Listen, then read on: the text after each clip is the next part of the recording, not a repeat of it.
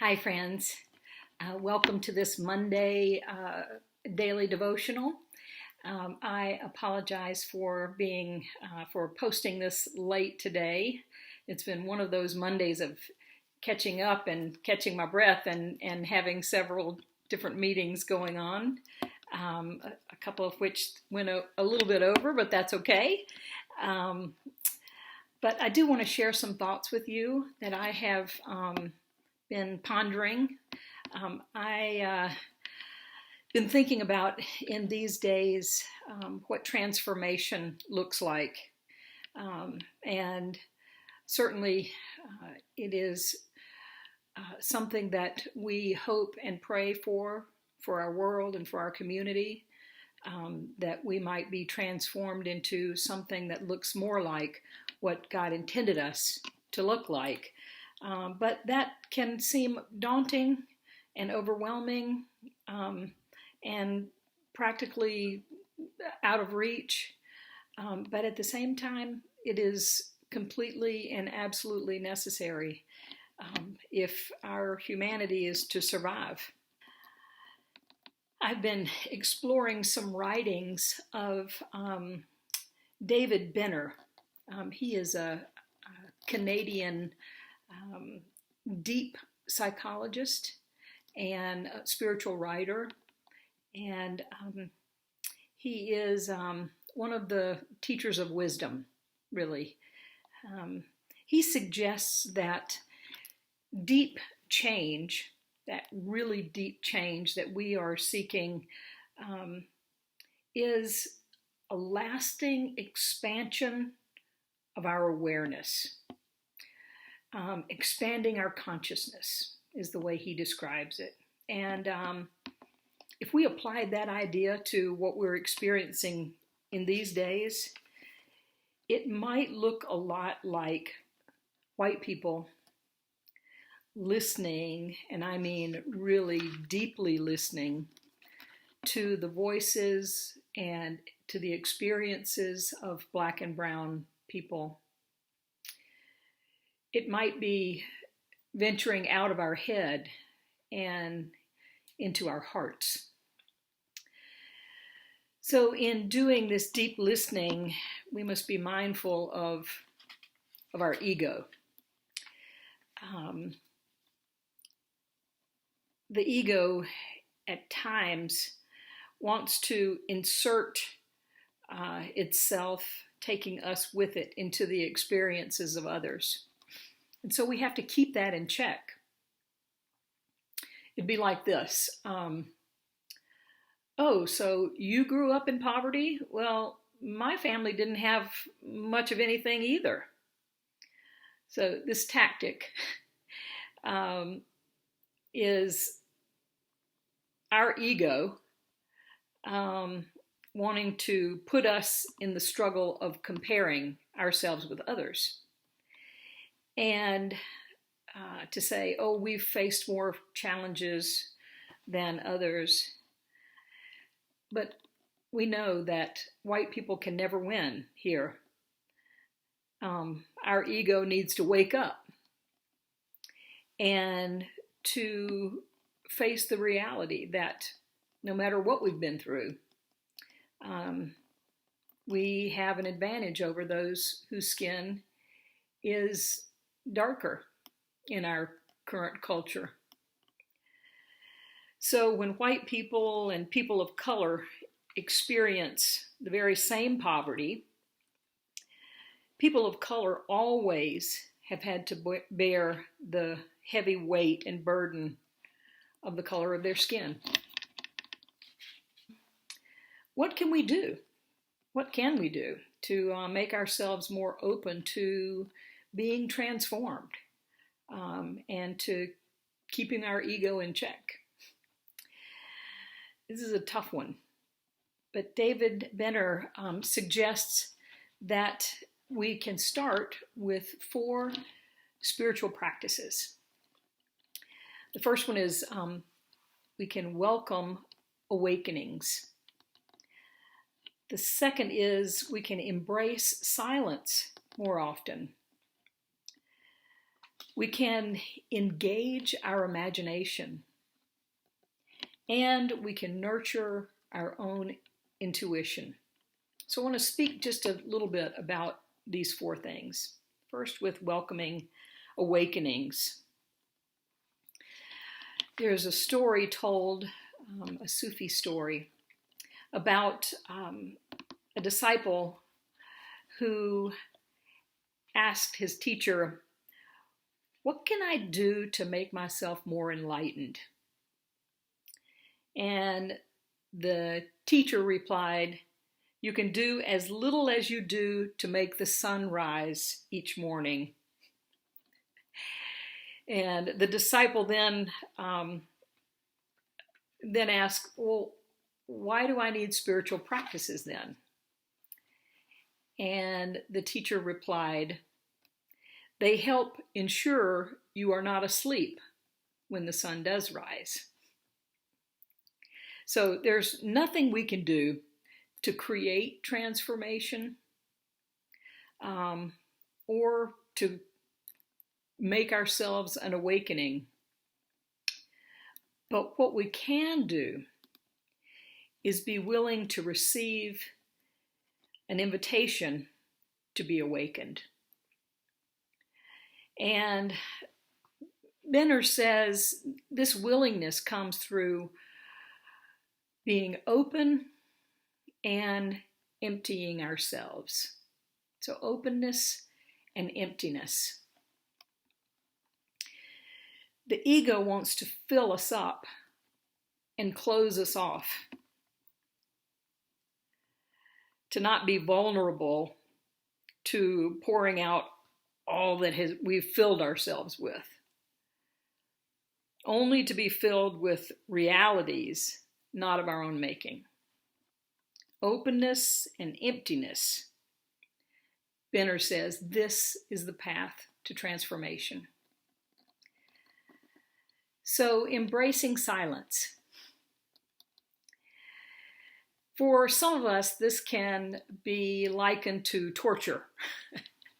Some of you may be feeling this in these days. If you are home alone in these days of physical distancing. Others might think of silence as a waste of precious time. Our culture is one of perpetual motion and sound and doing.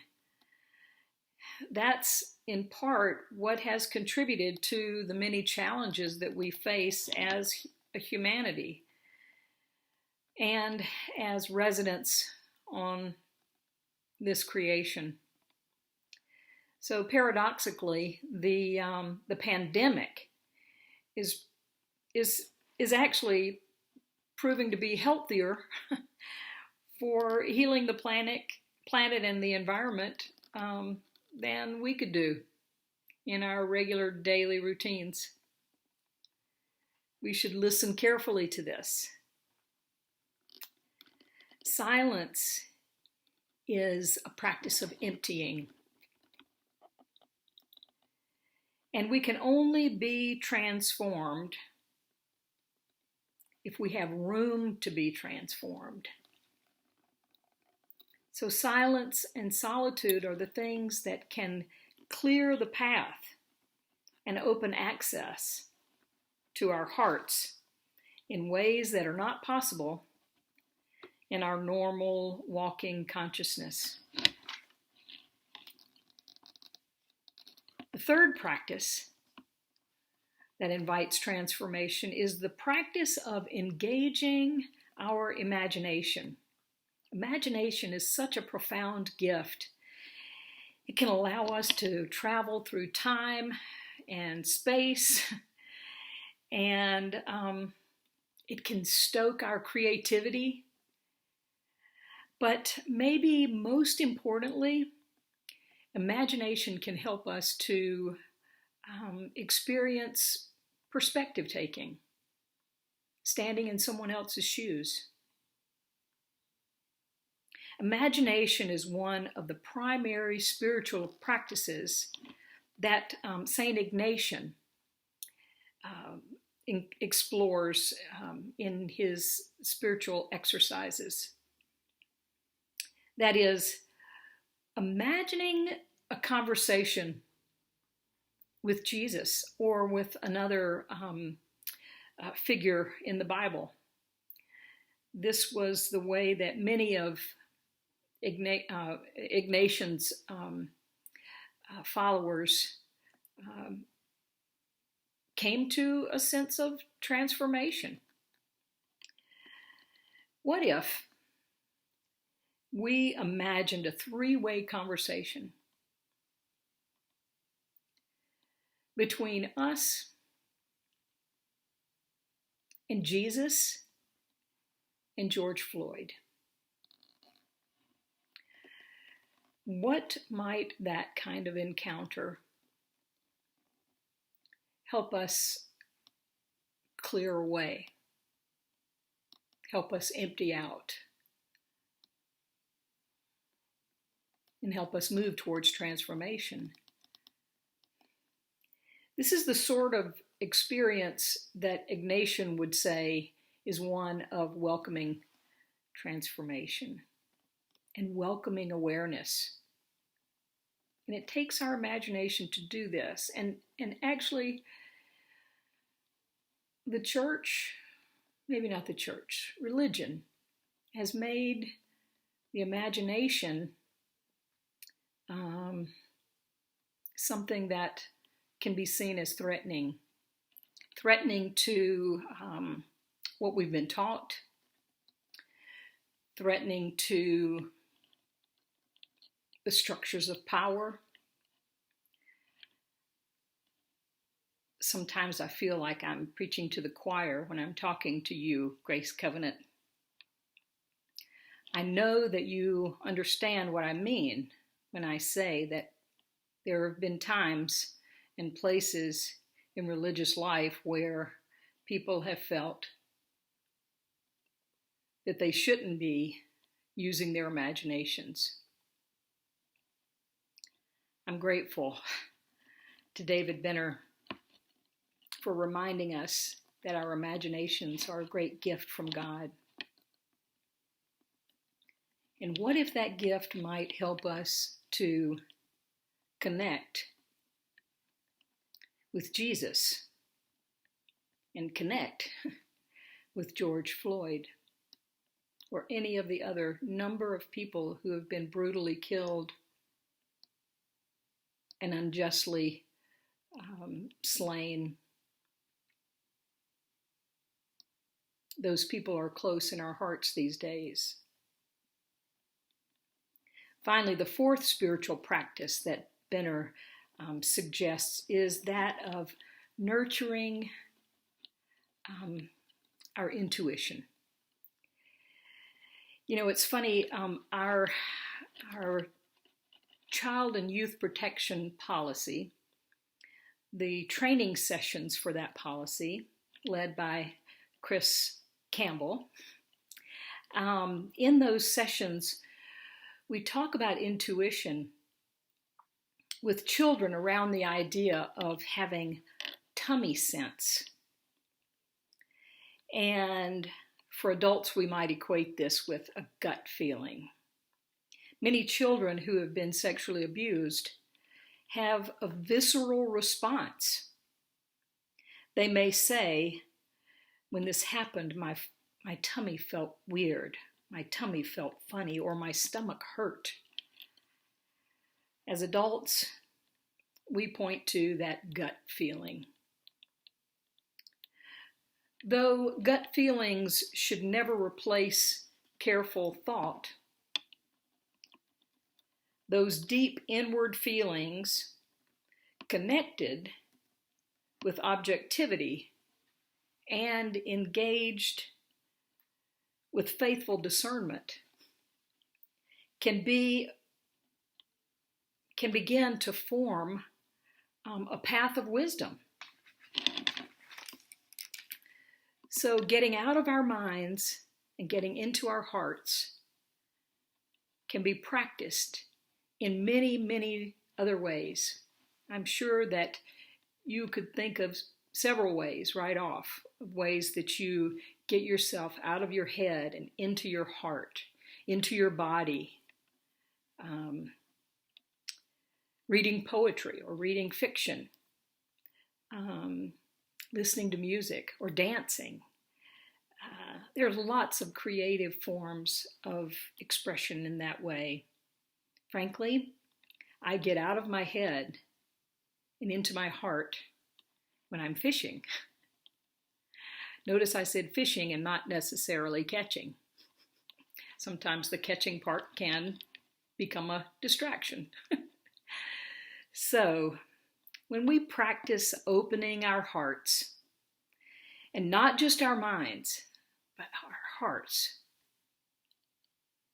we bring ourselves closer to the threshold of awakening, of recognizing, and making ourselves more open to deep change. And that's our hope for this world, right?